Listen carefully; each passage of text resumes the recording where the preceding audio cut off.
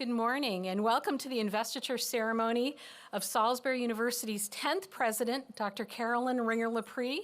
It's my great pleasure to welcome all of our community members, including faculty, staff, students, alumni, and other supporters. And I'd also like to welcome our distinguished guests, including Maryland Secretary of Housing and Development, Jake Day, other public officials, representatives from the University System of Maryland, delegates visiting from universities, and our neighbors and community partners throughout the region. Thank you for joining us for this historic occasion and for your support of Salisbury University.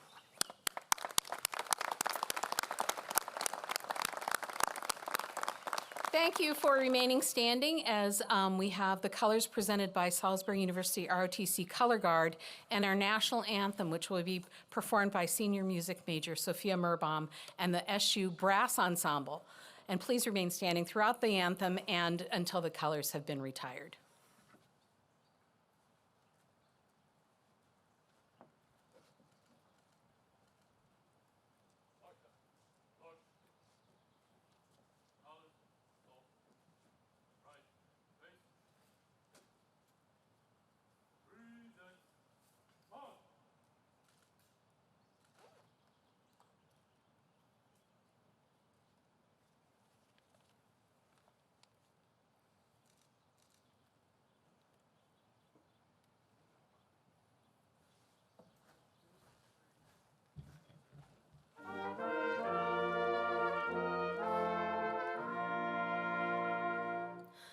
Oh, say, can you see by the dawn's early light what so proudly we hailed at the twilight's last gleaming, whose broad stripes and bright stars through the perilous fight o'er the ramparts we watched were so gallantly streaming, and the rockets red glare, the bombs bursting in air, gave proof through the night that our flag was still there.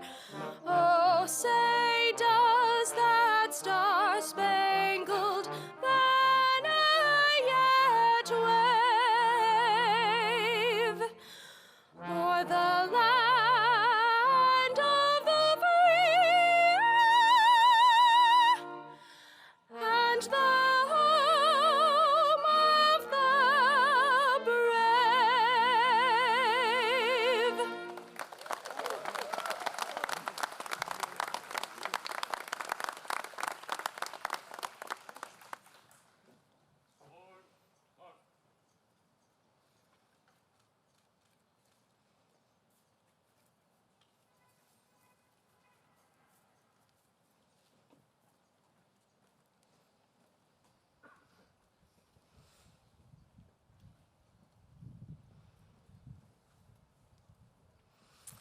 Well, thank you, Sophia, for that wonderful job, and thanks, too, to our students in ROTC.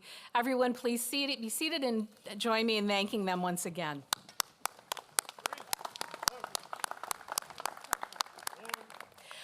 Well, good morning and welcome once again to this exciting event, the formal installation of Salisbury University's 10th president, Dr. Carolyn Lepre.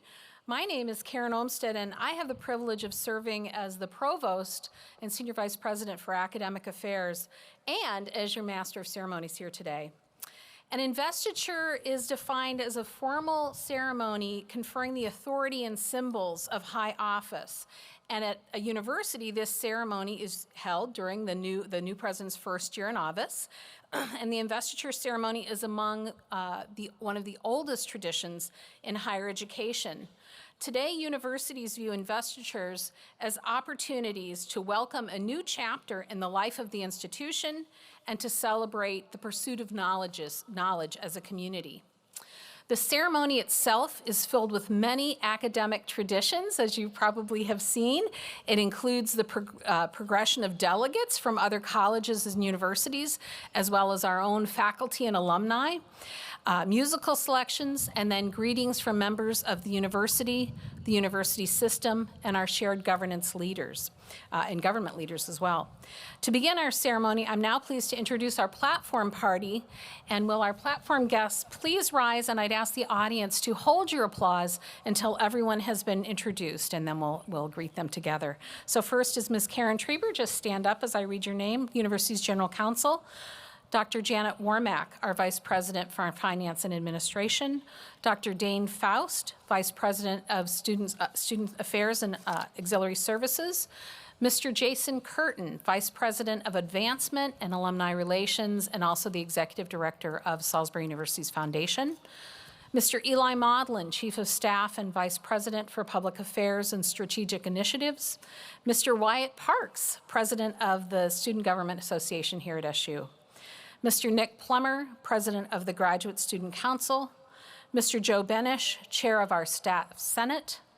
Mr. Timothy Robinson, President of the Adjunct Faculty Caucus. Ms. Jennifer Martin, who is President of our Faculty Senate. Dr. Lily Leonard, who is a two-time Salisbury University graduate and former President of our Alumni Association Board of Directors.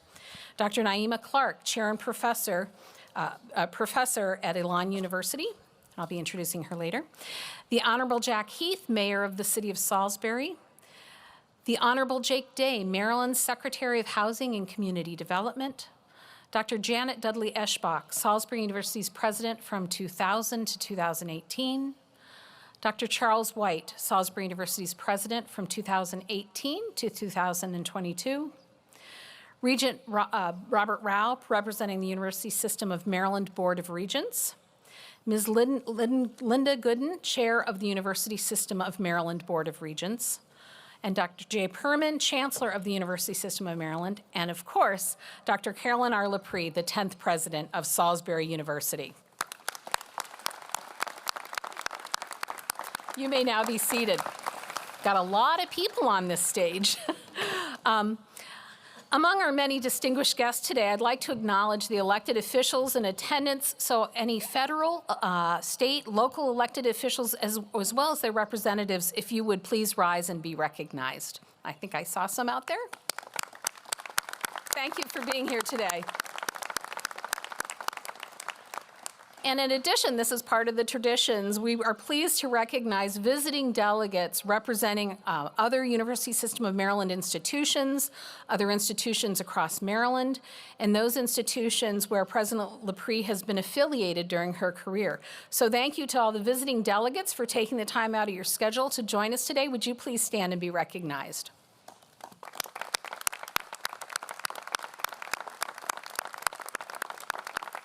Thank you. I also want to thank Salisbury University's Brass Ensemble, conducted by Dr. Lee Nyer, and all of our excellent student, faculty, and alumni performers who will be showcasing their talents here today. So thank you to our musical talent. It's great to have live music at all of these events. Finally, I want to thank all of you and welcome you to this important event. I appreciate you taking the time. We're very pleased to have you with us. So next, it's my pleasure to introduce guests who will bring greetings to President Lepre.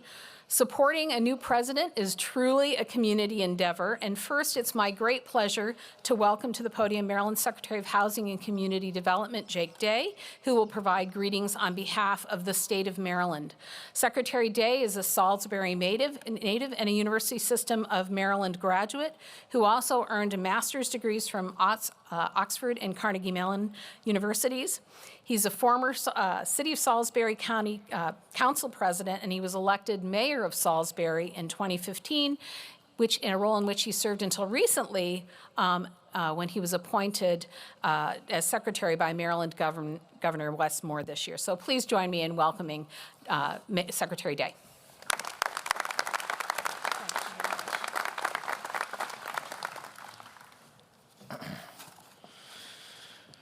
Well, Dr. Olmsted, thank you so much. Good morning. President Lepre, it's an honor to be here with you today. This is the shortest commute I have had yet in my tenure as Secretary of Housing for the state of Maryland. Walking onto campus today, I'm reminded of how much incredible progress has been made, not only with new buildings and construction over the years, but the growth of the relationship between Salisbury University and the surrounding community. You know, I grew up just around the corner on Forest Lane, and I grew up in the shadow, I felt, of Holloway Hall. And now I'm a few steps closer, inching my way closer to campus. Maybe I need to pursue another degree, living right on Camden Avenue. So growing up, I knew that the community's relationship with the university wasn't always rosy. Some neighbors would get upset if students were a little too rowdy. I wouldn't know anything about that, having never been a college student myself. But you know, over the last decade or so, the university and the city have worked closely to improve that relationship. The university, and any university, is a central piece of its community. And it's a leading example for other colleges in our state and around our nation, and how academic institutions and their surrounding communities can form strong bonds through intentional work, investment, and partnership. That relationship can strengthen. The Entrepreneurship Center and downtown campus, the Mayor's Prize for Entrepreneurship, the grants that city offers students to buy a home here, and even student housing rising in the center of our city. There's so much that indicates this partnership, this bond, this united front that we must present. I know that President Lepre started last year emphasizing continuing to foster the ongoing civic engagement that exists between the university and the city. She's truly the right person to bring the university to new heights. I've been honored to get to work with 3 university presidents, and I'm lucky to share the stage with them today. And you know, I've heard each of them, and I've heard President Lepre use this word as well, that the university's trajectory is represented by momentum. I have no doubt that she will continue to carry momentum forward and accelerate it. Salisbury University is consistently recognized as one of the top higher education institutions in our nation. And now, under President Lepre's leadership, it's recognized as a leader. It's led by a leader in higher education. She was recently named, if you didn't know, to the Daily Record's Higher Education Power List. She's a highly accomplished academic with a background in mass communication and journalism, with an impressive record of leadership and scholarly achievements. In the past, through communication and research, she's focused on some of the most pressing issues of our time, including media representation and gender and diversity, health communication, and mass communication education. As the interim president and provost at Radford University, President Lepre spearheaded several initiatives at enhancing the quality of academic programs and experiences. She established a standalone school of nursing, launched the Campus Academic Success Center, developed several online fast-track degree programs, and has a proven track record that included the development of an exciting hotel project at that school. Her achievements are well known, and her extensive professional experience has given her a deep understanding of not only the communication industry, but what a community needs from its university president. And as the president of Salisbury University, President Lepre's exceptional leadership abilities, distinguished academic background, and impressive record of achievements will no doubt be instrumental in advancing the university's mission and elevating our entire community. I've been traveling around the state over the last few months. One of the things that I've emphasized is how we must build livable and lovable places where people want to be. We've got to recognize government alone is not going to save our communities. People will have to want to invest. We've got to attract that investment, and we've got to attract talent. Salisbury University has been doing just that and will continue to. What would a university be without its community, and what would this community be without this university? I am surrounded right now, and so often, even in my home, by the pivotal moments of young adulthood as people become leaders in their community, leaders in their industry, as they improve the city around them, the university around them, the community around them. And I am absolutely confident that the best days are yet to come under President Lepre's leadership. Congratulations, Madam President. And I would also like to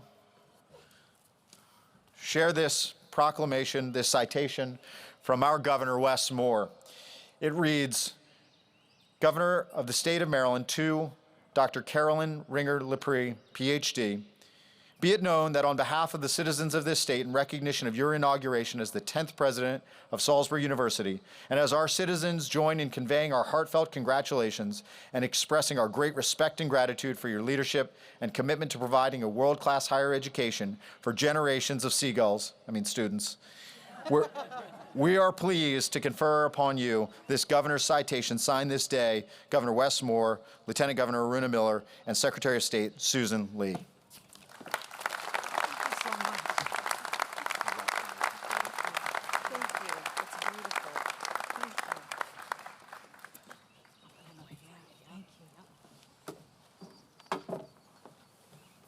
Thank you so much, Secretary Day. And now it's my pleasure to introduce Regent Robert Rao, Assistant Secretary of the University System of Maryland Board of Regents, who will bring greetings on behalf of the board. Regent Rao is President and CEO of Rao Incorporated, a civil engineering and construction management firm in Easton, right here on the Eastern Shore. He's a graduate of the University of Maryland College Park and has served on the Board of Regents since 2013. He also led the search committee that led to President Lepre's appointment. So please join me in welcoming Regent Rao.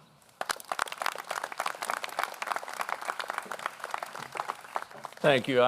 This is an incredible honor to be here to represent and bring greetings from our Board of Regents and to celebrate with all of you the installation of Dr. Carolyn Ringer Lepre as Salisbury University's 10th president. I took a little of my thunder. I had the honor to chair the committee to select this next president of Salisbury University and the privilege to recommend Dr. Lepre to the Board of Regents for this very special appointment. Dr. Lepre was the committee's and the Regents' obvious choice to lead Salisbury University. She'll not only continue in the tradition of exceptional SU leadership, she'll also take the university to an even greater heights in higher education. Dr. Carolyn Lepre is committed to values of higher education and the partnership that advance SU's mission. She's collaborative, always ready to come together with colleagues, students, the community stakeholders to better Salisbury University, the system, and the region.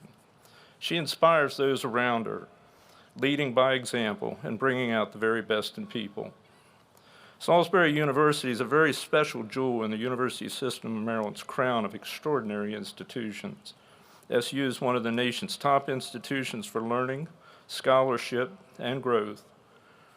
This great institution is nationally and globally recognized as a top producer in the Fulbright Student Research Fellows for its Division III athletics and for being a Carnegie Community Engaged campus. It also offers its students an incredible and memorable experience in one of the state's most desirable locations. As a lifelong resident of Maryland's Eastern Shore, I can't imagine a better place to get a world-class education and build a career. With President Lepre, we the system of Maryland and the Board of Regents know that the university is in great hands. Congratulations.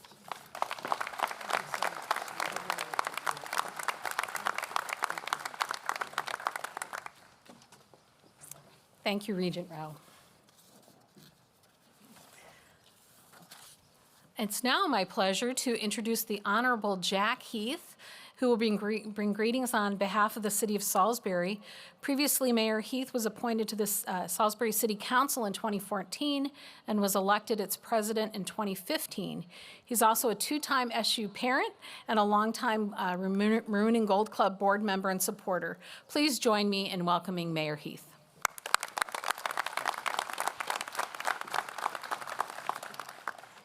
Good morning. I consider it a privilege to bring you greetings on behalf of the City of Salisbury this morning. This university has been a part of the fabric of the community for over 100 years. And today is truly a joyous occasion as we celebrate the inauguration of its 10th president. As mayor, I've had the good fortune of knowing many business and civic leaders.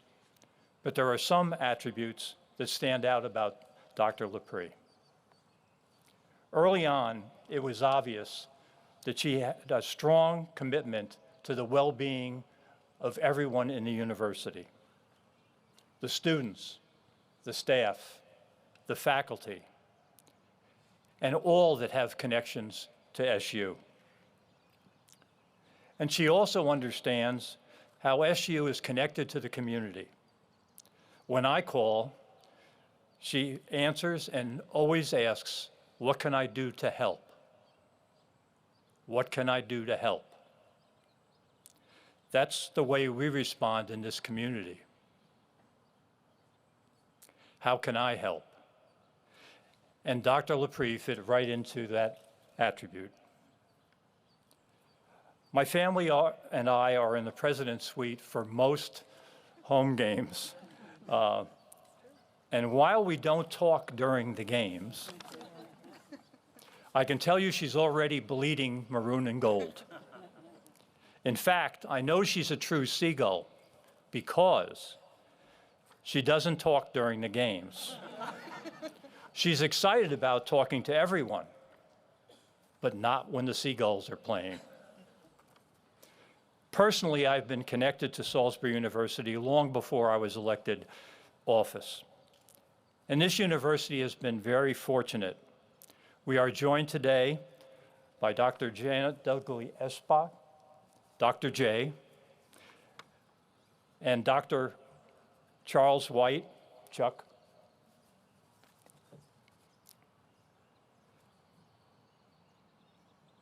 Their continued commitment to support the success of SU is a testament to how dedicated they are to making sure that SU succeeds. I agree. It's already clear that Dr. Lepre will continue the long tradition of great leaders here at SU. Dr. Lepre, I stand with you. The city of Salisbury stands with you.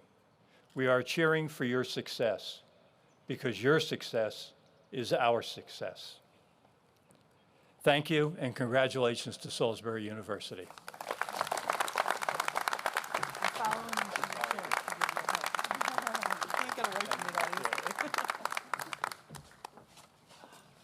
Thank you, Mayor Heath. And he's right about the box. Neither President Lepre nor Todd are too engaged in conversation in those moments, and we appreciate that. Next, it's my pleasure to introduce members of Salisbury University, the members of Salisbury University community, who will provide greetings on behalf of our alumni, our adjunct faculty, staff, and students. So first, let me welcome Dr. Lily Leonard, who's a two-time SU graduate and former president, as I mentioned, of the Salisbury University Alumni Association. And Dr. Leonard will then be followed by our shared governance leaders. Lily?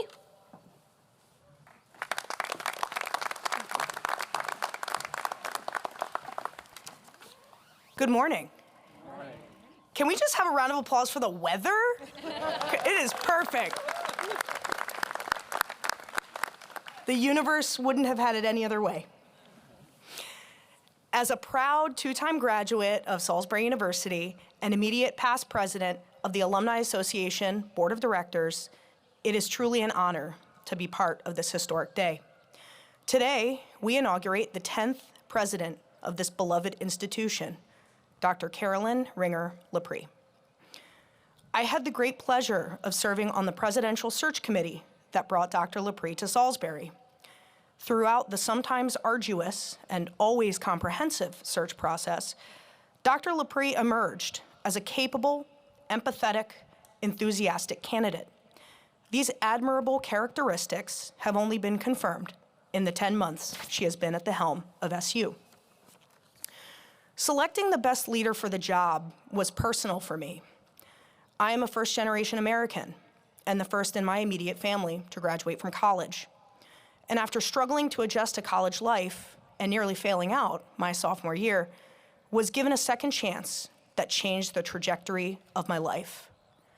I owe everything to this place. It's why I wear a ring on my right hand, engraved with the coordinates to 1101 Camden Avenue. A constant, gentle reminder to never forget where I came from, to remind me that my day-to-day decisions may impact the trajectory of someone else's life, and to remind me that I can always come home. This is why ensuring SU's long-term success by finding an outstanding individual to lead it was of critical importance. Being president of a higher institution, an institution of higher education, isn't a job for the faint of heart, as I think a couple of our members of the platform party can attest. It requires a significant commitment to one's education, job experience, personal growth, and willingness to constantly evolve while maintaining a sense of self. Academia, at the end of the day, is also a business. Understanding how to manage a several $100 million budget, with most line items tied to the lives of real human beings, requires an extraordinary depth of understanding and empathy. Some decisions are easy, but many are difficult, and very few, if any, will have full consensus. Change can be a great thing, while at the same time being a hard thing. The two are not mutually exclusive. Over the last 10 months, I've been incredibly impressed with Dr. Lepre's ability to seamlessly integrate into the Salisbury University community with grace and tact, taking time to listen to those who have been here for many years, while simultaneously making key decisions necessary to move the university forward. This awareness demonstrates an exceptional level of leadership. One of my favorite things about her, though, is that she shows up. The concept of showing up is one of my guiding life principles. The simple act of being present demonstrates a person's commitment to their community and to themselves. I have seen Dr. Lepre show up at countless events, including field hockey, most often without fanfare, and have marveled at her ability to genuinely and meaningfully connect with those around her. I can say with great confidence that Salisbury University is in wonderful hands under Dr. Lepre's tutelage, and as one of 60,000 proud SU alumni, I can't wait to see where she leads us. Dr. Lepre, congratulations.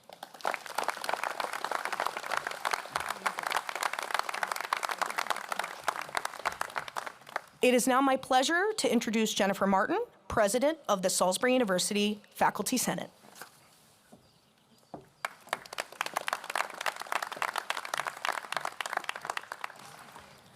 Dr. Lepre, on behalf of the faculty, it is my pleasure to officially welcome you to Salisbury University. Since your first day here, your energy and your enthusiasm for higher education, for Salisbury University, and for our students has been evident. You bring warmth with you into every interaction, and you have proven yourself willing to listen carefully and thoughtfully. We appreciate the time you have spent listening to our concerns and learning about our campus, culture, values, and strengths.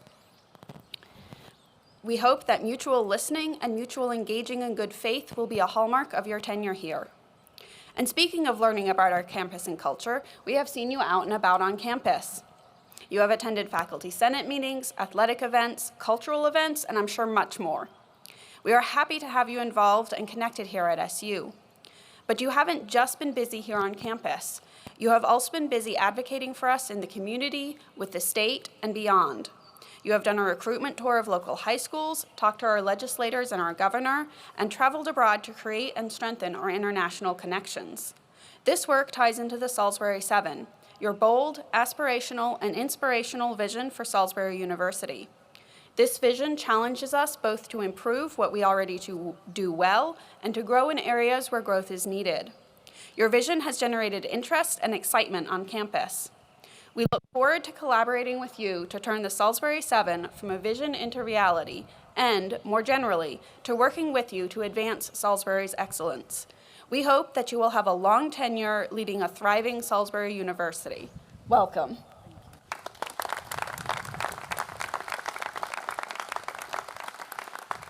And it is now my pleasure to introduce Tim Robinson, President of the SU Adjunct Faculty Caucus.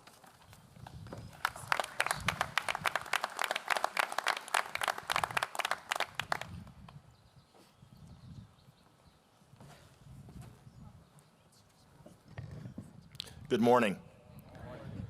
I know we're a day late, but I'd be remiss if I did not say may the 4th be with you.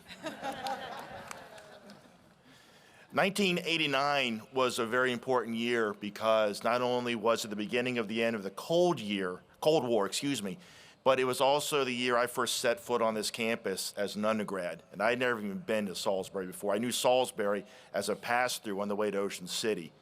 And my dad dropped me off and said, "Good luck, son."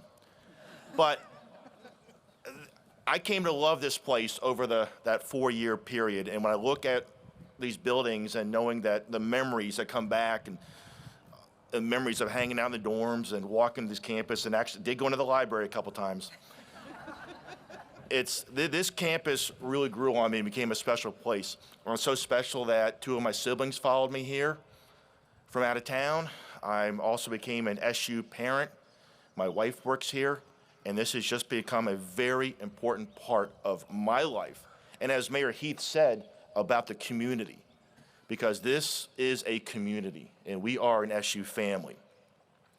And I want to thank President Lepre for inviting me to be up here. I never thought 30 years ago that I would be here in this capacity, and it really means a lot to be here. On behalf of the large adjunct community here at Salisbury University, I'm excited to commemorate this day, the passing of the torch from one leader to the next and the start of a new era, where together we will continue to grow this campus and take the university to new heights.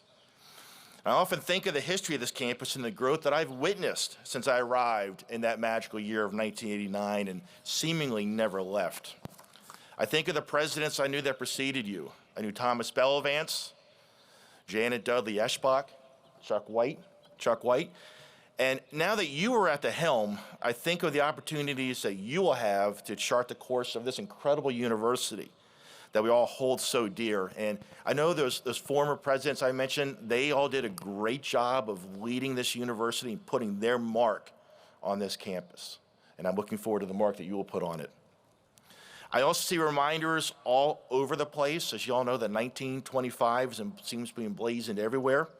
And that we're quickly approaching the centennial anniversary of this outstanding university. After seeing what was accomplished over the last century, I look forward to seeing how you position us for the next one. President Lepre, as you are officially installed as the 10th president of Salisbury University, I not only want to say congratulations on this moment, but that we, the adjunct community, are excited to work with you to provide a quality education for generations to come. Thank you.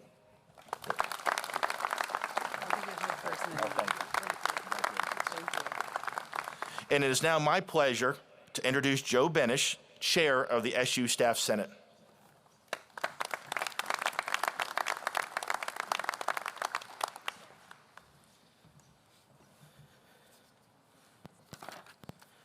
Good morning, everyone. They were really brave to allow me to have some microphone time, so thank you.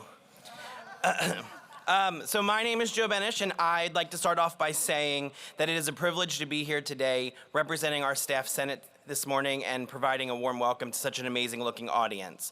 I think the one thing that we can agree on, all of us, that is, that it's a great day to be a Seagull, right? Who's with me? This is a pivotal moment in Salisbury University's history, especially as we edge closer to our centennial. SU has such a rich history in tradition, founded in 100 years of excellence, and as we look to our next 100 years, as we turn the page on the first, I see so many more opportunities that lie ahead. I, and so many others here today, are so grateful to have such a strong advocate at the helm of Salisbury University's future. Dr. Carolyn Lepre has already proven herself to be an absolute force, someone who is not afraid to be decisive in action, someone who will fight for the needs of our campus community, and someone who remains thoughtful and compassionate to those around her. She is the right person for this job. Change is not always an easy pill to swallow. It's not always fun or comfortable, but in order for our university to grow and to reach its greatest potential, we must be willing to adapt and embrace both the opportunities and the challenges brought about by change. Walt Disney said, "We keep moving forward, opening new doors and doing new things, because we're curious and curiosity keeps leading us down new paths." And as I reflect on the changes I've witnessed at SU over the past 5 years, I anticipate that we're going to see great things built from the foundation that we've already started, and I'm so optimistic to see all that we can achieve together. For the next section of my remarks, I'd like to speak directly to President Lepre.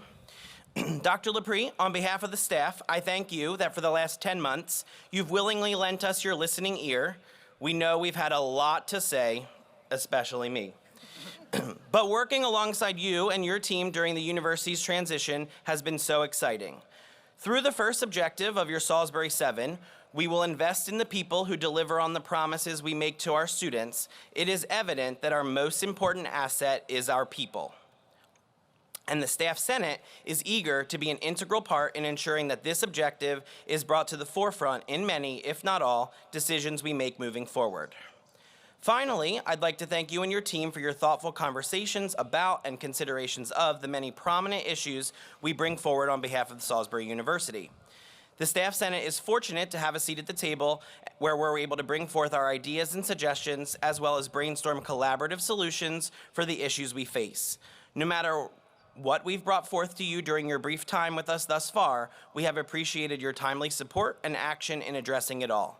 We look forward to continuing to work alongside you as we find further ways to make Salisbury University an even better destination for our flock. This is only the beginning of a bright and beautiful future together. Thank you, and go Goals. It is now my pleasure to introduce Nicholas Plummer, President of the Graduate Student Council.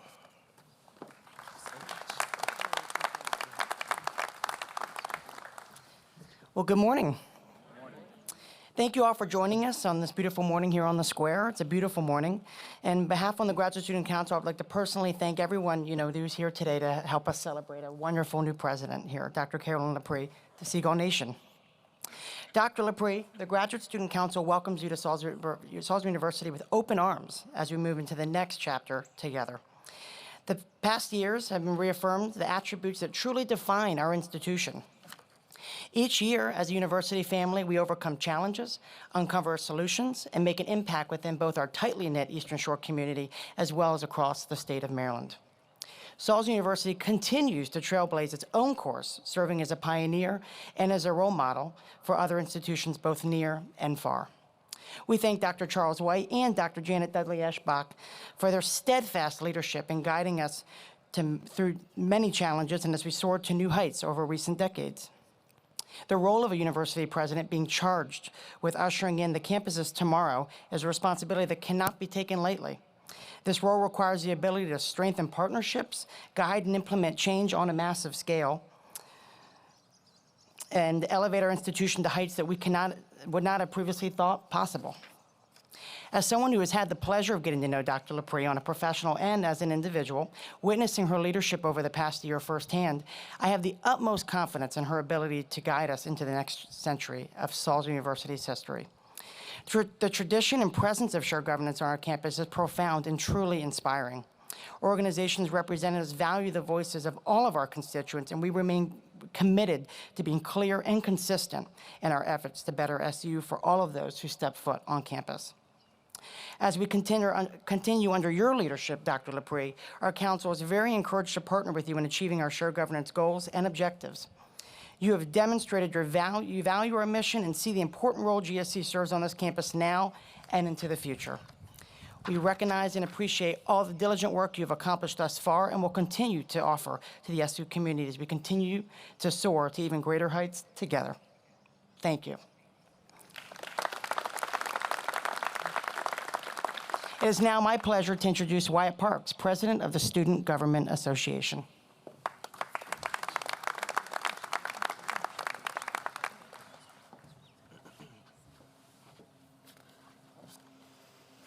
Good morning.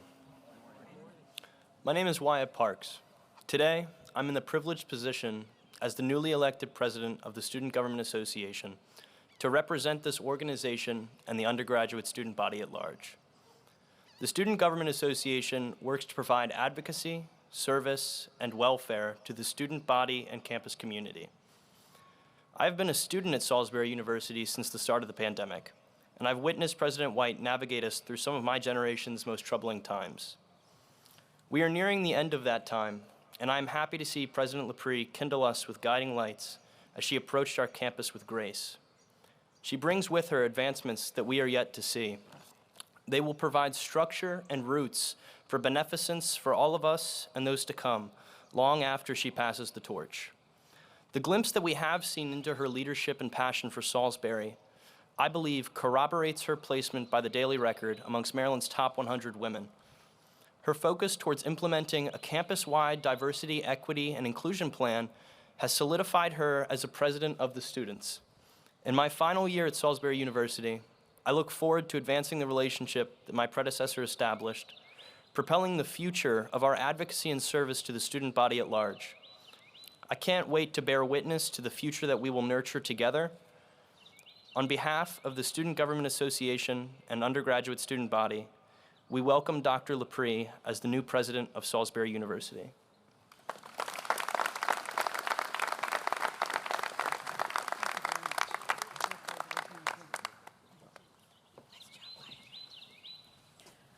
Well, thank you all for your words and for your service to the university.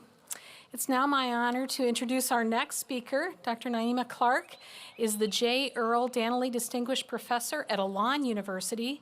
She's a nationally acclaimed expert in diversity issues related to media and entertainment, including race and gender, economic status, disabilities, LGBTQIA, and ethnicity.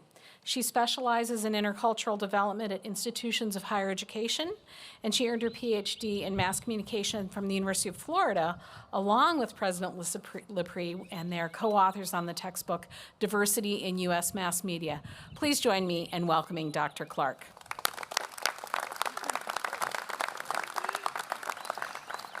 Oh, good morning. Good morning. So I remember when my dear friend from graduate school, Lynn, told me she was having twins. We were on the phone. I was in Knoxville, Tennessee, and Lynn was in Chico, California, and I could hear the tinkling of her wind chimes on her back porch. It was such a happy moment. I was so excited for these babies because I knew what was ahead of them. You see, like Sarah and Ainsley, who are dying in the front row that I'm talking about them. You see, like Sarah and Ainsley, I too am a twin. I told Lynn what my mom always said when people asked her what it was like to be the mom of twins. You'll always have one to wash dishes and one to dry. That's what it's like to be a twin. You are an instant team. You are a we. There's something magical about being a part of a team where you can see yourself in the other and at the same time recognize the differences that make the we uniquely your own. When you are a we, you can harness an invisible force that will let you achieve more than you could have ever done alone. It is a connection that creates stories that become lifelong memories. Over the 25 years, which is weird because we're only 31, over the 25 years I've known your new president, we've worked as a team a few times. I'm sure you'll find what I have found in being her teammate. There is wisdom. We, along with our dear friend Catherine Luther, have written a textbook that has been used to teach diversity in U.S. media for more than a decade. We're working on the 3rd edition, and although she's been a little busy of late, Lynn's newest contribution to the book will be about the power of K-pop, a deep love of hers, to create connections at a time when the Asian American population is facing increased discrimination in the U.S. It is a timely topic that will be relevant to our student readers. I also am learning a great deal about Jimin and Suga and V. I don't know. There is optimism. When Lynn and I worked at the University of Tennessee, we created the Big Orange and the Big Apple. We'd take students from Knoxville to New York City for a week-long media tour. We'd go to a Broadway show, have dinner at Tavern on the Green. The highlight of the trip was visiting Lynn's friends at Martha Stewart magazine. When we were there, we'd go to Martha's office, get some swag, have amazing pastries. In her 20s, Lynn was a New York City girl working in the flourishing magazine business. She always has the best contacts in the media industry across the city. For many of our students, this was the first time they'd visit a media organization. and could catch a glimpse of a career that they dreamed of having. It gave them confidence to know that they could do whatever they wanted. There is also bravery in working with Lynn Lepre. When Lynn interviewed at the University of Tennessee, she requested a visit to the Body Farm. It's a field on campus where forensic anthropologists study human body decomposition. Lynn had read about it in a Patricia Cromwell novel and was fascinated by the science. There are actually bodies out there. We got in my car, my little Saab, and we drove excitedly to the outskirts of the campus to the field, and we couldn't believe we were going to have this once-in-a-lifetime experience. We got out of the car and walked into the waiting area. Okay, I may be exaggerating. I actually didn't see the Body Farm. I got as far as the room with the pictures of bones on the wall, and I freaked out. But Lynn did go to the field and explored it with the forensic anthropologist. And although I was not out there, my admiration for her fearlessness, curiosity, and continual quest for learning was. These same qualities led her to the dean position at Marist College, the provost and surprise presidency at Radford, and now Salisbury, where she will lead with an open mind and a whole heart as she partners with a team of faculty and staff to educate tomorrow's leaders. I know that Lynn is committed to this community. You see, unlike when I ditched her at the Body Farm, I came running when she asked me to help assess the diversity and inclusion climate here at Salisbury in her first few weeks on campus. When she called to ask me to help out, I said, "Oh, I'm happy to come next semester." She said, "Oh, no, next week. You need to come next week." Her priority is the people here, and that this is a culture that celebrates inclusion and belonging. Over the days I was here, I met dozens of friendly, talented, and smart folks who will be her partners and collaborators in this work. I know that this team can harness the optimism and bravery needed to face some of the stressors that will challenge Salisbury's core values of excellence, student-centeredness, learning, community, civic engagement, and diversity and inclusion. All you have to do is turn on the news or read the Chronicle of Higher Ed to know that the values that Salisbury holds dear are being challenged in states across the country. Your president has the wisdom, bravery, and optimism to uphold the values of this campus. She cannot do it alone, though. So you know, by virtue of our being in this time and this place, we are now a we. Let us be connected with similar purpose. Let us commit to being President Lepre's team that believes in the power of higher education to inspire critical thinking, realize personal and professional goals, and cultivate active citizens who embrace that the contributions of all people and acknowledge that what happened in the past plays a role in how we create a more equitable future. In my experience, this partnership with Lynn will mean purposeful work, creativity, laughter, and more than a few lessons in K-pop.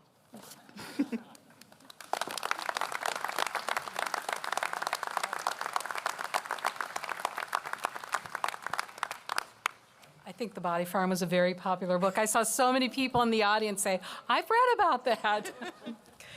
Well, now we've come to the point in the program that when I got the copy of the script and got to this page, I went, "Oh my gosh, this is so exciting." We're going to have a musical interlude. It's my genuine pleasure to welcome the quartet to perform Keep Your Hands to the Plow, a traditional African-American spiritual adapted by our own Dr. John Wesley Wright, professor of music and recent USM Board of Regents Faculty Award winner for excellence in creative activity. And this piece will be performed by Dr. White, along with Ms. Callista Day, who's been on our campus before, an internationally recognized singer and SU artist in residence, and Mr. Jeremiah J. Copeland, a 2020 Salisbury University graduate and American Idol Season 20 top contestant, and Ms. Annabelle Midley, a 2021 Salisbury University graduate and former director of SU's Gospel Choir.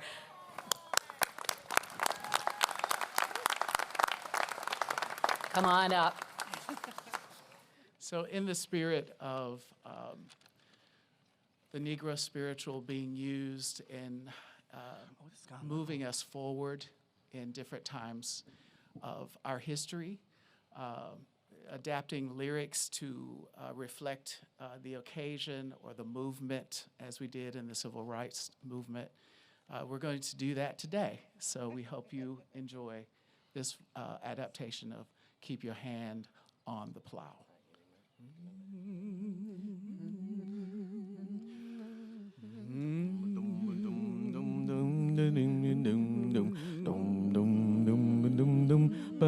Freedom's name is mighty sweet.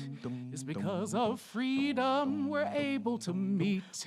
Keep your hand on the plow. Hold on, hold on.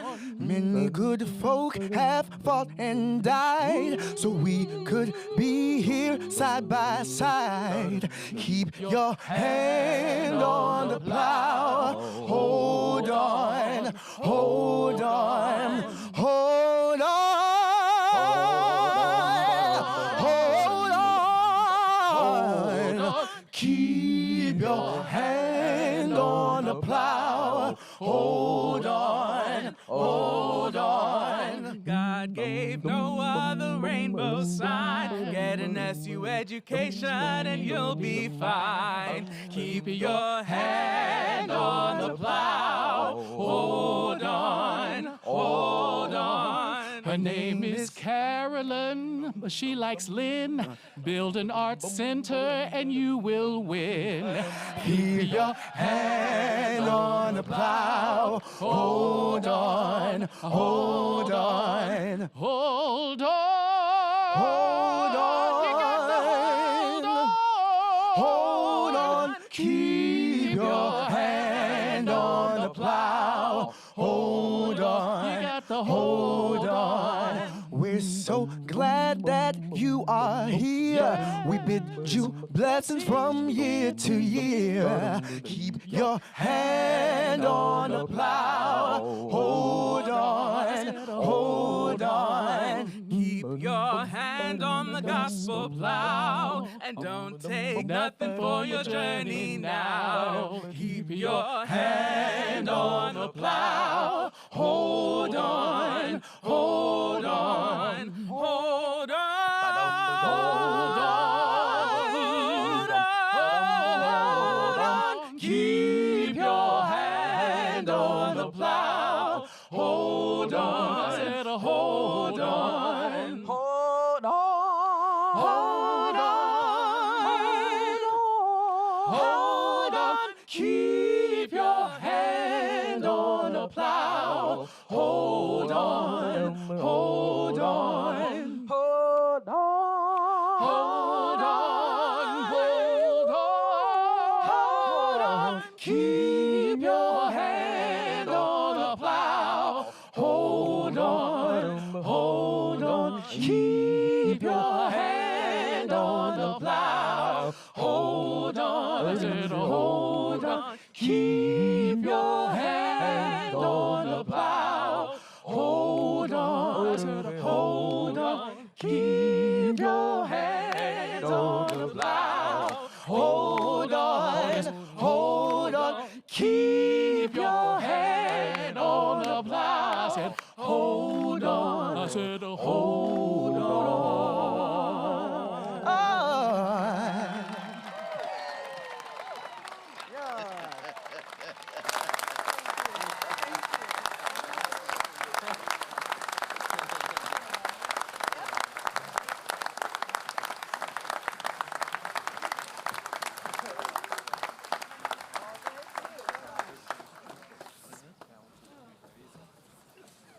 See, I told you. Thank you so much. That was just terrific. I hope you all were carefully paying attention to the lyrics, including members of the Board of Regents. Chancellor Perman, there was a message in there about a building we need on campus. Very well done, John. Like that. So I do want to thank you for that wonderful performance. And now it's my honor and privilege to introduce Dr. Jay Perman, who is the Chancellor of the University System of Maryland, and Ms. Linda Gooden, who is Chair of the University System of Maryland Board of Regents, to conduct the official presidential investiture. Chancellor Perman.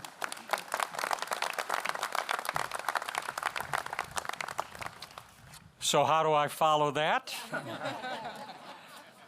Provost, I got the message. Thank you, Dr. Olmsted. Good morning, everyone. What a glorious day to be together. Of course, it's always a wonderful, special day when we have the privilege to inaugurate a new president. It's a day of celebration, not only of a leader, but of the community she cultivates. And we've heard the word community repeatedly this morning.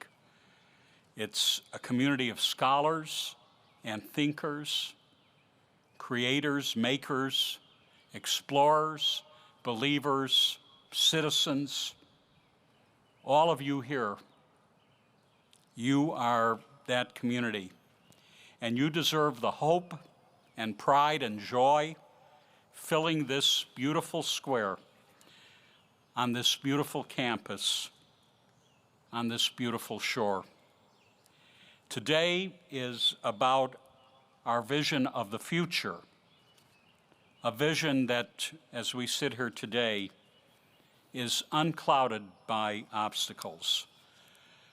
We need to remember, of course, that this future is built on a proud past.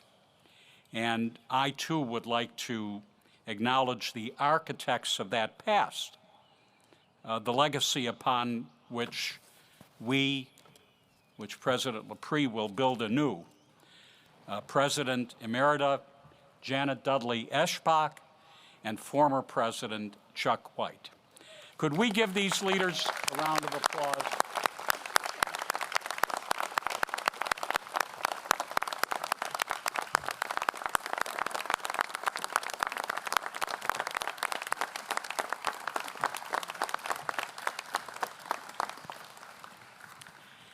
You know, when you've got two former presidents on stage as a new one is inaugurated, it really says something pretty special about this university, this community, this family. It says that in a very good way, it's hard to stay away from this place. We heard that repeatedly from our leaders. And I will say personally, every time I visit, I understand why. And it's not just Eli driving me on that cart. So now, as Chancellor of the University System of Maryland, it's my privilege to confer upon your leader the charge of the office of President. So Dr. Lepre, please, will you join me here? President Carolyn Ringer Lepre, I hereby charge you to live the mission that animates Salisbury University, its daily work, its enduring value. I charge you to welcome and inspire those who have hearts of inquiry, those who seek answers and pursue truth, who approach learning with openness, curiosity, humility. I charge you to nurture the scholars who work across disciplines and differences to solve the greatest problems of our age.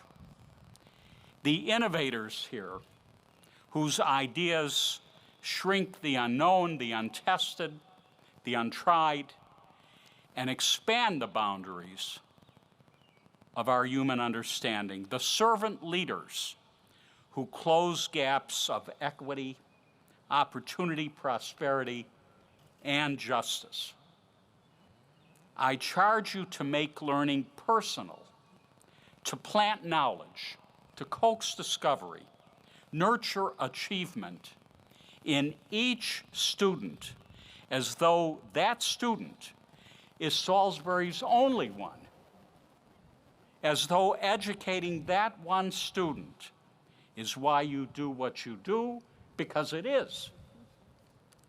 I charge you to make learning global, to offer your students the world, to help them see our common dreams and our common challenges, to understand our urgent interdependency, and to forge the connections that bind rather than divide us. I urge you to continue to anchor your beloved community of Salisbury, to encourage your neighbors as equal partners, to use your assets, your influence, and expertise for their benefit.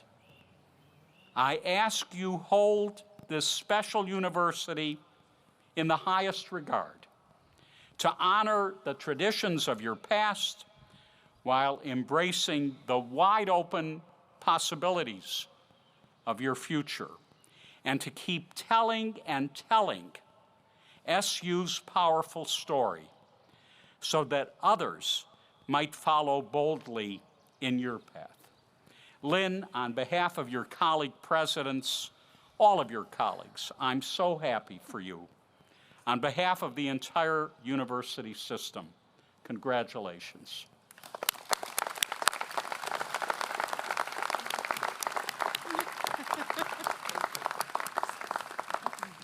And I now invite our Board of Regents Chair, Linda Gooden, to perform the official installation.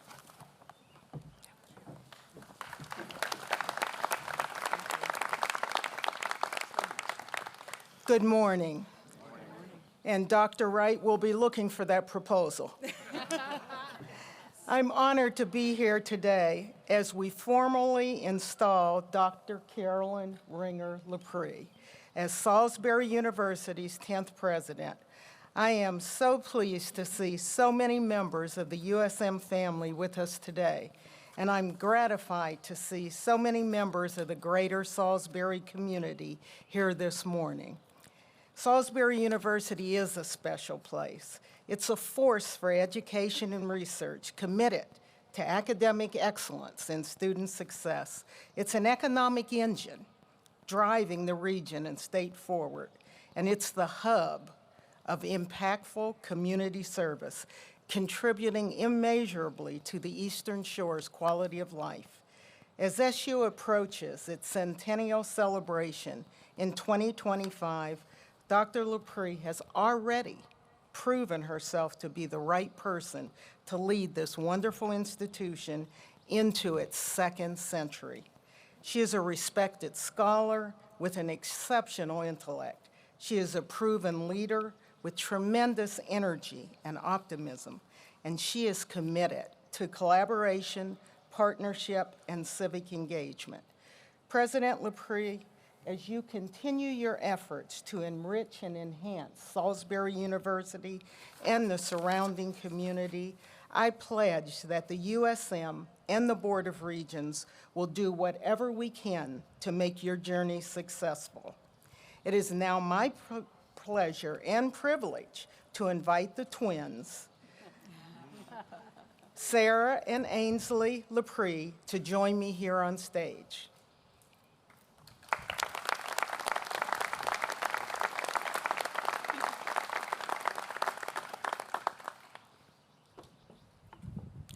Dr. Lepre, today you received the symbol of this office, the President's Medallion. The medallion's weight is a reminder of the heavy responsibilities that must willingly be carried by all who occupy positions of leadership. And the design on its face, a reproduction of the university seal, is a representation of the large community you serve. Dr. Lepre, you have been duly selected to serve as president of Salisbury University.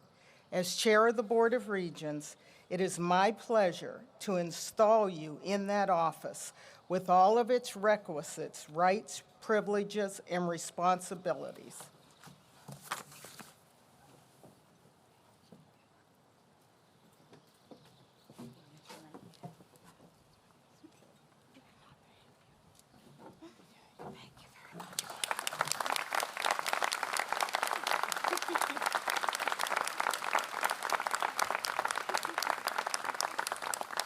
Ladies and gentlemen, it is my pleasure to present the 10th president of Salisbury University, Dr. Carolyn Ringer Lepre.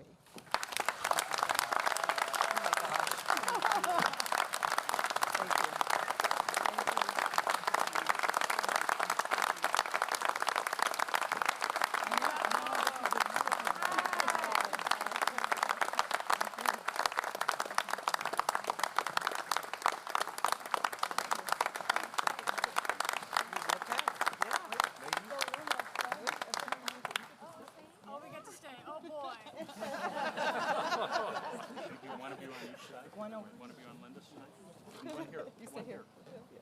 You okay? Great. Yeah, you're okay. Move over just a little so they don't miss you.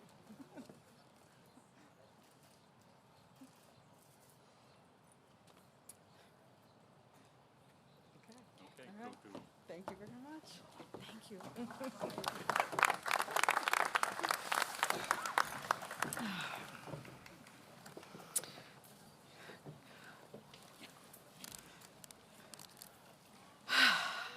Thank you. Thank you. It's a moment. Oh, gosh. Well, thank you all so much. This is, it's surreal, actually, to be here. But I am so humbled to be here. So let me tell you something, a few things, actually. In 1996, during my first semester as a teaching assistant at the University of Florida, Michelle was a student in my Introduction to Journalism course. Michelle was a talented writer and a strong editor, and her dream was to pursue a career in journalism in a big city. Having just left Manhattan, where I was a magazine editor, I was eager to help her. We spent weeks fine-tuning her applications and her writing portfolio. And the following semester, she came into my office bursting with excitement at the news of an interview that she had secured for an internship in New York City with a publication that she greatly admired. Her biggest problem, it wasn't preparing for the interview, and it wasn't funding the travel to get from Gainesville to Manhattan. Her biggest problem was the weather, not something we have today. She had lived in a small rural town in Florida her entire life. And Michelle did not own a coat, nor any clothing that was heavier than her usual tank top and shorts. Having spent my entire life growing up in New York, and given that it was mid-February, I knew she was going to need a coat. Not wanting to have her bear the financial burden of purchasing new clothes, I loaned her one of my coats and my favorite sweater that would be suitable for her interview, and hopefully it would bring her a bit of good luck. A few weeks later, she was back in my office, and with excitement, she reported that her interview had gone well and that she had accepted the offer to be an editorial intern for the summer. She then thanked me for the clothes and handed me a small bag and a note. I'll admit it, as a brand new teaching assistant, I was pretty proud of myself. I had helped a student land an internship that was going to catapult her ahead toward a wonderful career, and I had done so in my very first year of teaching. I was just bursting with pride. Clearly, I was going to be an incredible teacher if this was the kind of result that you could expect after just one semester. When I got home, I opened the bag and the note, and I realized that she had kindly washed and dried the sweater. Only one problem. She had not realized that the sweater was made of wool. And now, my favorite sweater was about the size of something that would fit on an American Girl doll. I know. I then opened the note, and this is more or less what it said. Dear Professor Lepre, New York is going to be amazing, but I'm really sorry about shrinking your sweater. I had no idea that that was going to happen, but on the plus side, I will think of you every time I do my laundry. Now, I could have let this moment dissuade me from a life in higher education. I had just experienced a year filled with blood, sweat, and tears of grading and lecturing, of mentoring and listening. And if the biggest takeaway that my best student had after all of that was that you shouldn't put wool in the dryer, maybe I should rethink my career choices. But a funny thing happened, and I bet many of us here today can relate. Instead of being discouraged or doubting that what I was doing mattered in some way, I saw the humor in it and chose to see that if I had made any difference at all in her life, that was something to be proud of. And so that feeling of having an impact on a student's life took root in my brain somewhere, and it started to grow. And I kept moving forward, slowly but surely toward today and this amazing life as a college educator. And what a day it is. Chancellor Perman has given me permission to go off script for 1 second to tell this story. Earlier in the week, we had to take the tent down. Some of you saw the tent going up. And I said, oh my gosh, is it gonna rain? Is it gonna rain? Everybody said, no, it's not gonna rain. And I remembered what my mother said to me right before our wedding. She's like, I have a friend who says if you just hang a rosary in the bushes outside the house towards the site, it won't rain. I went home and I found a rosary and I put it outside my house. Thank you, Mom.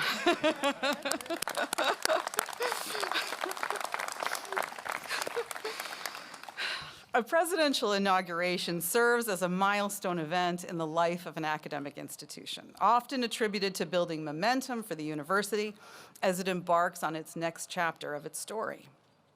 This is just the 10th time since 1925 that Salisbury University has welcomed a new president.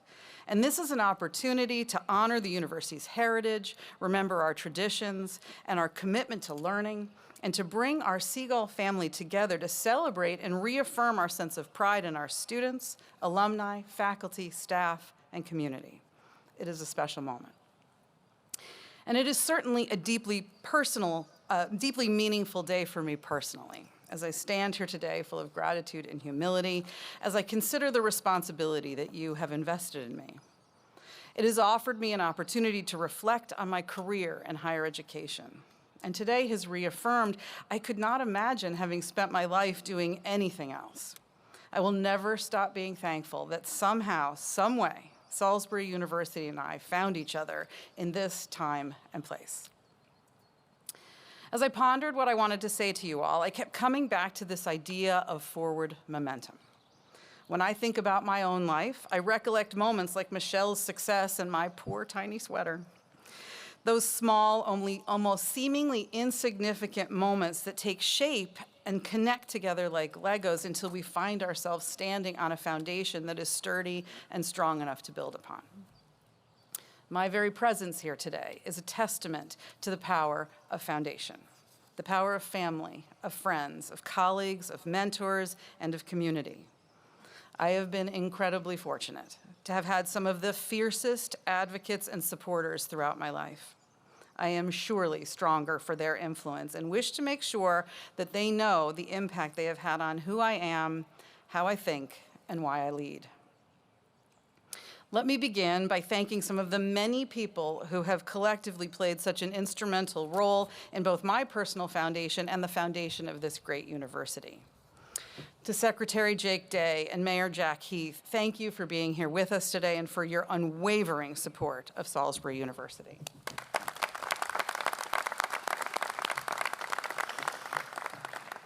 A sincere thank you to all the elected officials and community leaders who have taken the time out of their days of what I know are very busy days to celebrate with us. Thank you for all you do on behalf of our university and our region. What you do helps us do what we do. Thank you so much.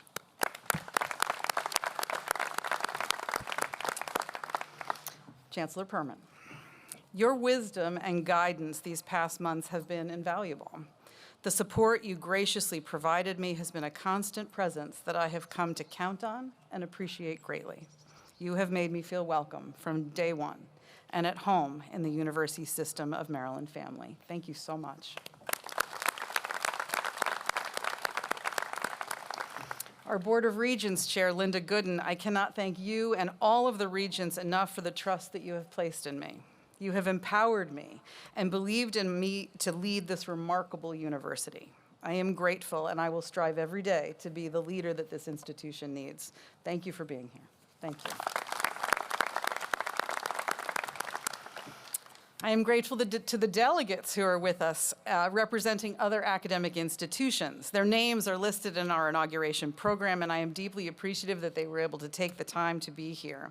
A special thanks to my fellow USM presidents and all those from the University System of Maryland. I am honored to work alongside you as we work towards the betterment of the entire state of Maryland and our nation. Thank you.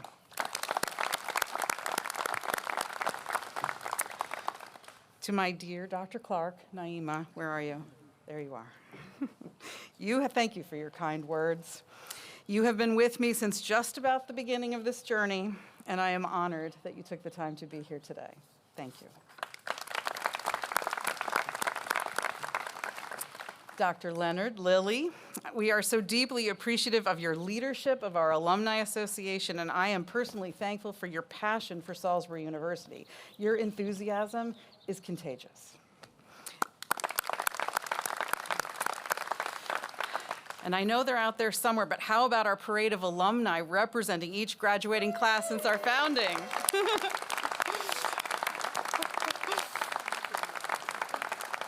It is a joy to have you all back on campus. To Jennifer, Joe, Tim, Nicholas, and Wyatt, thank you for your kind words of greeting, and thank you for all you do for Salisbury University and its people. I look forward to all of our work ahead.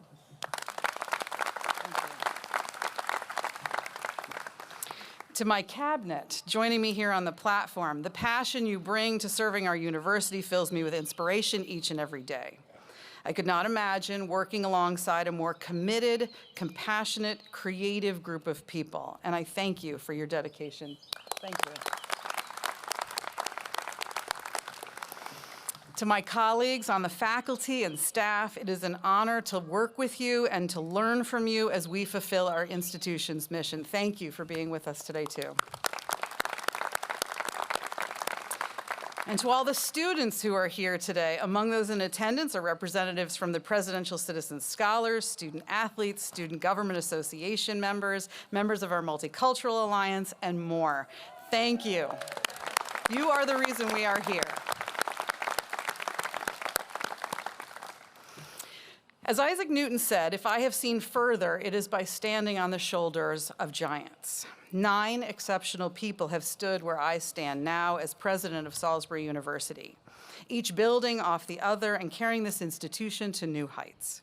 I am grateful to all of Salisbury University's previous presidents, including Janet Dudley Eschbach and Dr. Chuck White, who I am thrilled to say are with me on the platform. I am grateful to you both for laying the foundation upon which our university will continue to grow. Thank you for being here.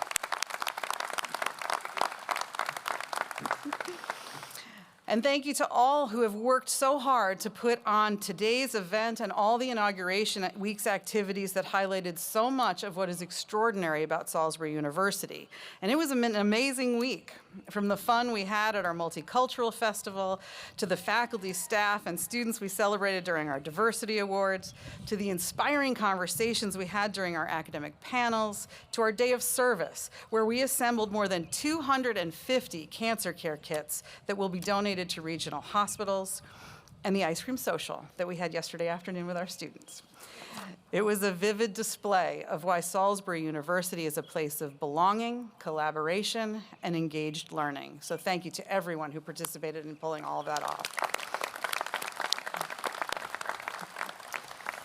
I have some very special friends who have made it here from the University of Florida, the University of Tennessee, Marist College, and Radford University. I am honored that you made the trip. Thank you for being here.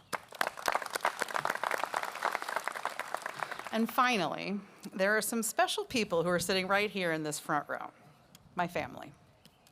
My brother Matthew and his wife Christy, my nephew Jack and his girlfriend Tequila are here from Steamboat Springs, Colorado. Yes. I am honored to have my 2 fathers-in-law, Bob and Dan, and my mother-in-law, Mary Ann, with us today. Thank you so much for being here. And I'm thankful that my brother-in-law Scott and his wife Christina made the trip across the bridge to celebrate with us on the beautiful Eastern Shore. I am thrilled beyond words that my father, James Ringer, is here, and I'm not going to look at him because I'll cry. If you ever want to know why I am who I am, just spend 15 minutes talking to this guy.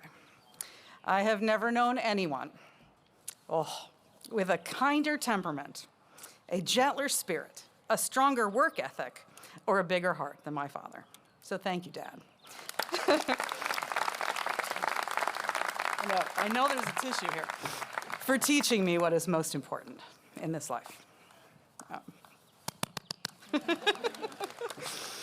My husband, Todd. It is hard to believe that we have been together now for almost 27 years. Thank you for your support through all of our happy life together and for being with me since day one of this academic adventure, from graduate school to my first teaching job to those first forays into administration. I am sure that you never expected people to be calling you first gentleman.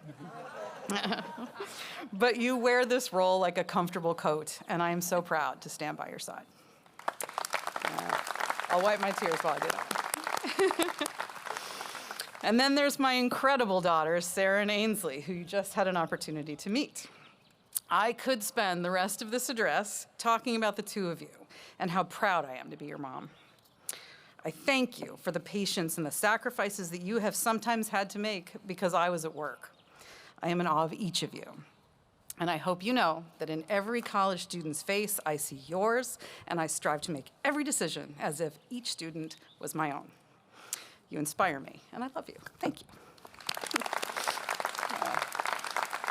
This was all I was afraid of, was that I was going to cry during this part. I know. Well, those of you who know me, you know this is just who I am. And finally, at the risk of maybe one more tear or two, I do want to acknowledge two people who aren't physically with me here today, but are most definitely here in spirit, my dear mom, Jacqueline Ringer, and my mother-in-law, Nancy Hamner. These smart, compassionate women set an incredible example of how to be brave, how to be strong, and how to care for other people. They believed in me so much that it empowered me to have the confidence to become something that I never would have dreamed possible.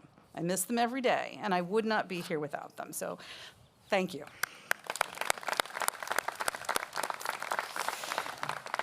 As you can see, my life has been filled with people who have invested their time, their energy, and their encouragement in my future. It has also been a life filled with people who believed greatly in the importance of the value of higher education. Salisbury University has grown and thrived in much the same way, with the power of people who believed in her and a community that came together to support her. On Wednesday, October 17th, 1923, a small group of people gathered in a field about 300 feet behind us to break ground on what would become the newest Maryland State Normal School.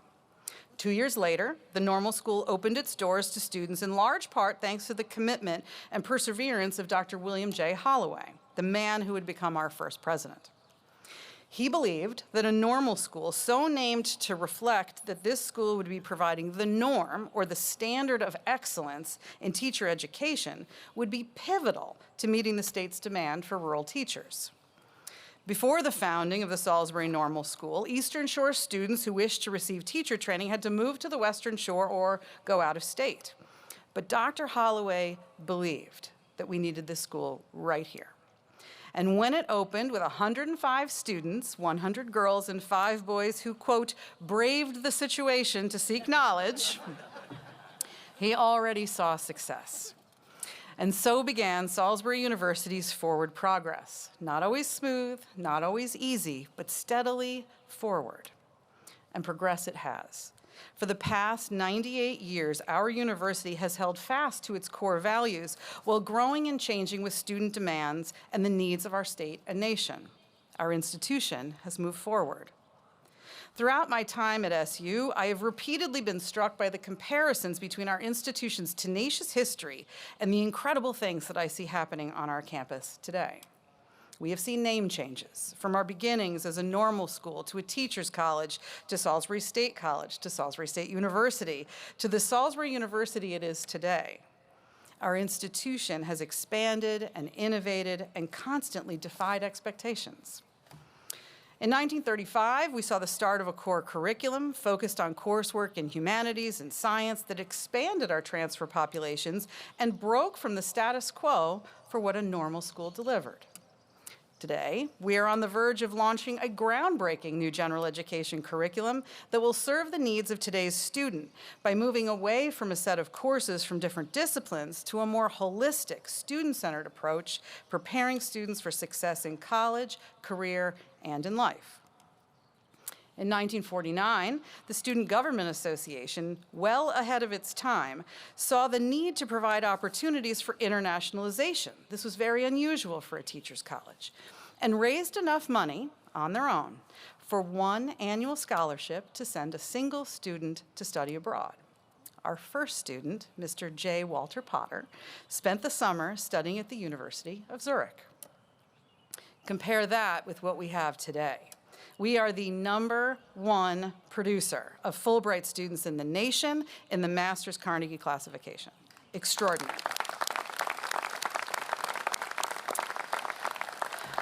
And all of our students now have the chance to see the world.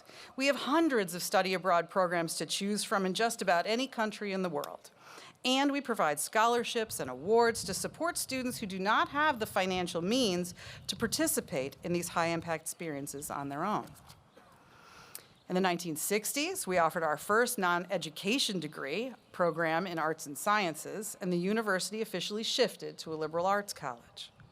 In 1970s, the Maryland Council for Higher Education considered closing our doors, and the city of Salisbury saved us, thanks to the relationships built by then-President Dr. Norm Crawford, setting an example for what strong town-gown partnerships can look like. The Greater Salisbury Committee, the Salisbury Area Chamber of Commerce, and the Salisbury City Council came to our aid. They noted that the university must be saved, as without us, the extraordinary education of local youth would be hindered, as would the cultural and social life, business activity, and economic growth of the region. And surely it would have. But defying expectations yet again, we emerged from this crisis offering new majors, including economics, sociology, theater, and business administration. And we grew. In fact, by 1974, we were victims of our own success and hit a crisis point when we grew so big that we didn't have room to house our students. Students were living 3 to a room that was meant for 2. Some were housed at a nearby motel, and even a few were apparently housed in the basement of the president's house. And again, with innovation and drive, we met students' needs, renovated buildings, built new dormitories, secured funding to support our thriving institution.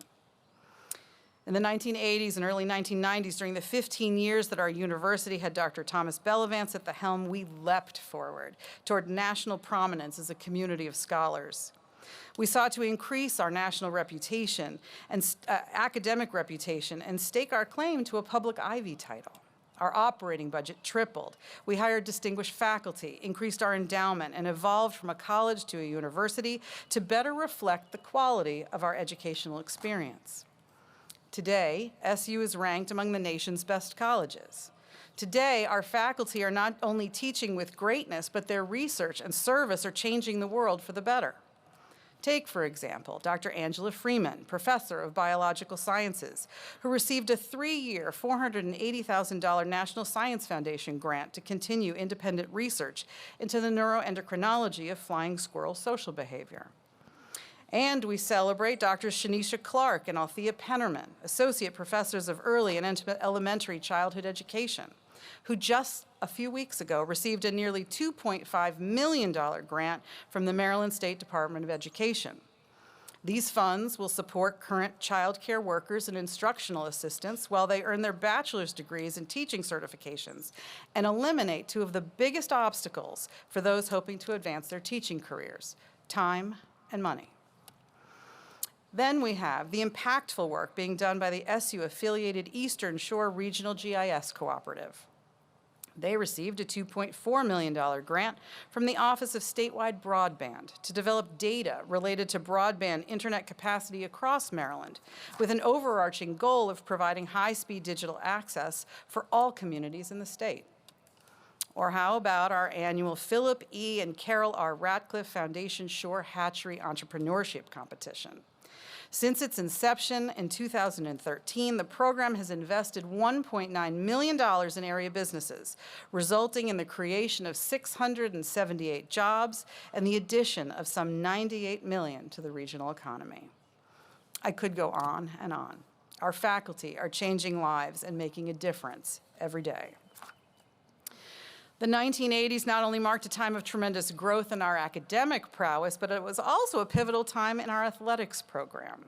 We won our first NCAA national championship in 1986 in field hockey, in case you were wondering, setting the stage for 3 decades of dominance across multiple sports. As of today, SU student athletes have claimed 22 NCAA D3 team national championships in 4 sports and 24 individual national champions in track and field and wrestling. And I know we are not done. This semester alone, we have 4 teams who are poised for championship runs. Yes, absolutely. We have accumulated 191 conference championships over the past 28 years across 17 sports. 43 of our students have been academic All-Americans. And the outstanding Jim Berkman, our men's lacrosse coach, is the all-time winningest coach in NCAA lacrosse history, surpassing 600 career wins this season.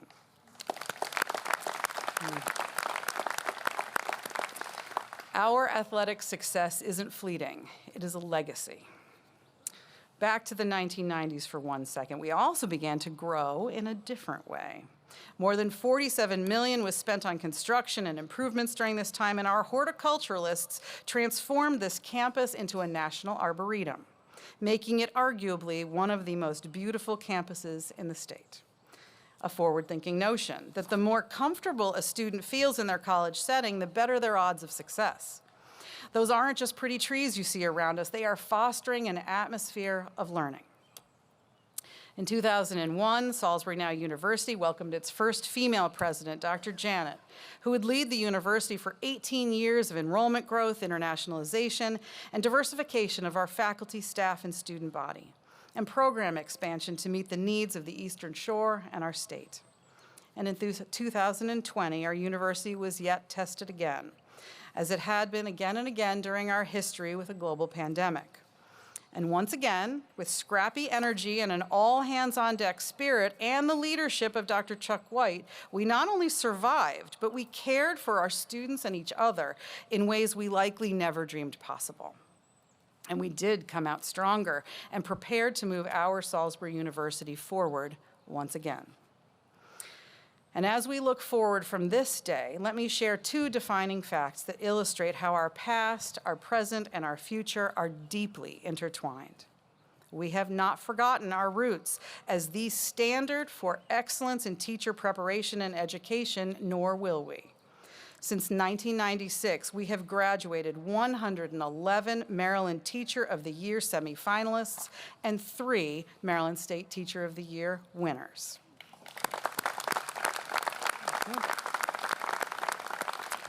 This year alone, we have 4 incredible alums who have been named as semifinalists and will be competing for Teacher of the Year this fall.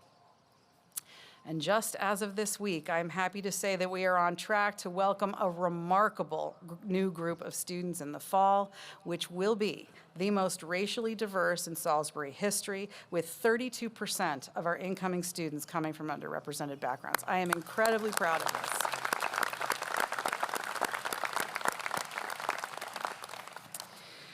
For all our success, our history wasn't without its fair share of challenging moments, as you have heard. Like any successful company or institution, growth, quality growth anyway, often comes when it is faced with challenge, difficulty, and doubt. The best learning often comes from overcoming obstacles.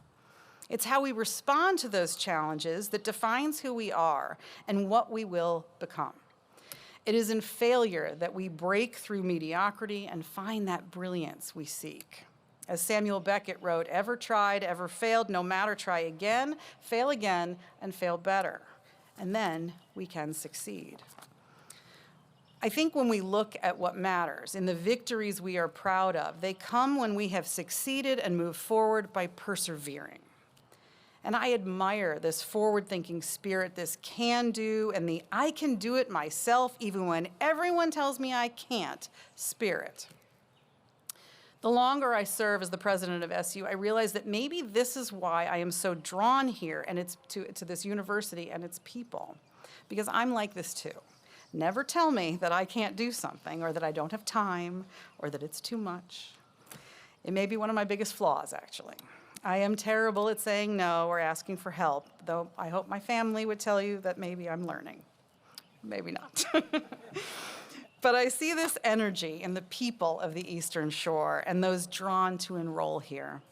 The Eastern Shore has a rich and varied history with a strong tradition of grit and resilience among its people, particularly the watermen who have relied on the Chesapeake Bay and its tributaries for their livelihoods. The hard-working watermen who harvested oysters, crabs, and other seafood from the Chesapeake were known for their resilience, determination, and ingenuity as they faced the challenges of working in a dangerous and unpredictable environment. I see this in the willpower and the fortitude of everyone I meet here. I believe this spirit is part of the DNA of the Eastern Shore, and I am proud to serve this community and to represent as best I can this quality that has defined our region and our university. So for almost 100 years, Salisbury University has represented a microcosm of what learning, great learning, can be.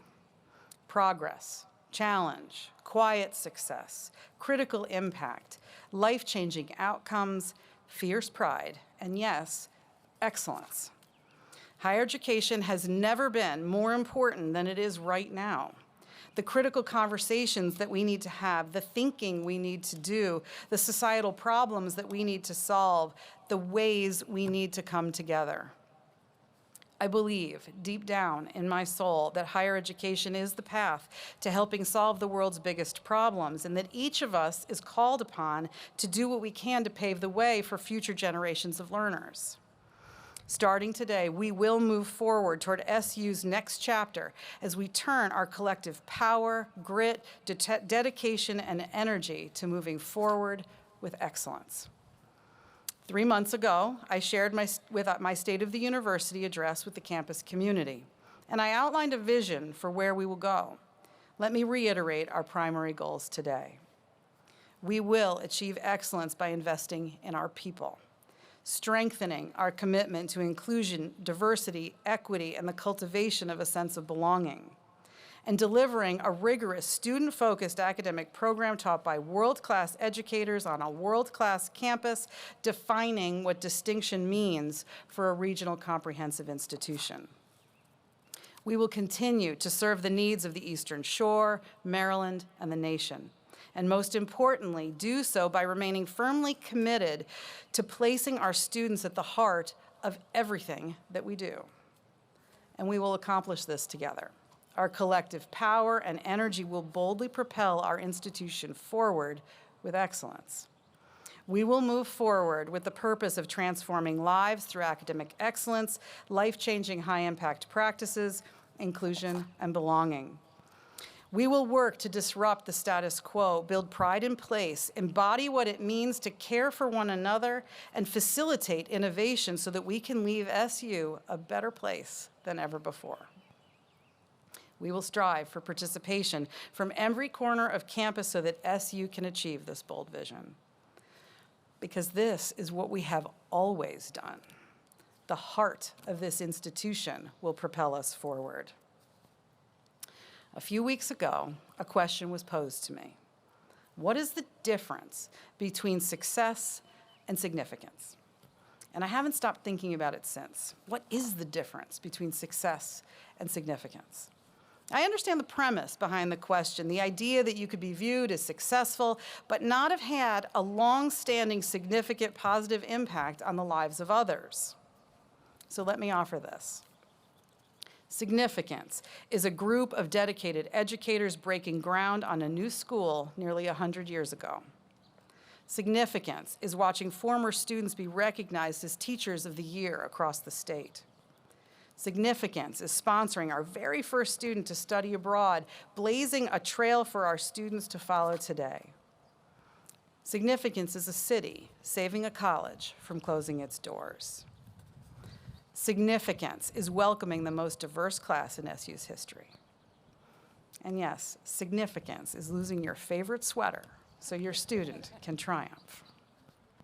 It is the accumulation of small, seemingly innocuous moments that lay the foundation for significance. After all these years, I still think about Michelle and that sweater. I didn't know it at the time, but what I considered a moment of success, helping a student land an internship, was really a moment of significance. Not because I did something significant, but because she did, or rather she represented something significant. That moment serves as a constant reminder of why I do what I do, why all of us in higher education do what we do. That we aren't just educating the minds of those around us with so-called book smarts. We are helping generations of students mature, overcome challenge, broaden their perspectives, gain resiliency, know their worth, achieve their dreams, and yes, learn how to do their laundry. So let me close with this. This is a quote from my favorite author, Louise Penny. She wrote, "Life is choice, all day, every day. Who we talk to, where we sit, what we say, and how we say it. And our lives become defined by our choices. It's as simple and as complex as that." So with great humbleness, I stand before you as Salisbury's 10th president, and I will work to make this choice every day. It will be my constant endeavor to serve this institution and our Seagull students, faculty, staff, alumni, and community, striving for a life of significance. Thank you for being here with us today. I am so grateful for this tremendous honor.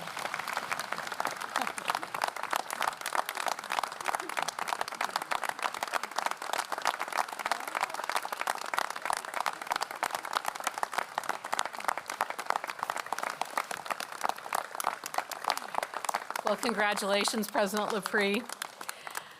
Before we end our ceremony today, stay up, stand up, get out your program if you don't know the alma mater. The words can be found on the last page of the program. And I think Sophia's coming back up. Coming right, oh, this is great. You got a whole group. All right, she's brought her posse. Thank you.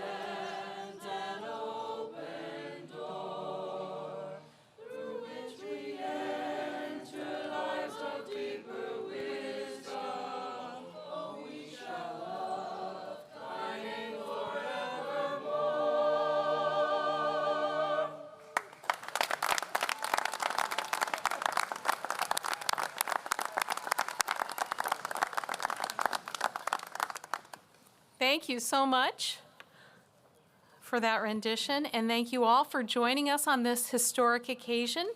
Please remain standing during the recessional, and after the recessional is complete, we invite you to join us for lunch on the Holloway Hall lawn, just around the corner there. And please join me one more time in congratulating President Lepre.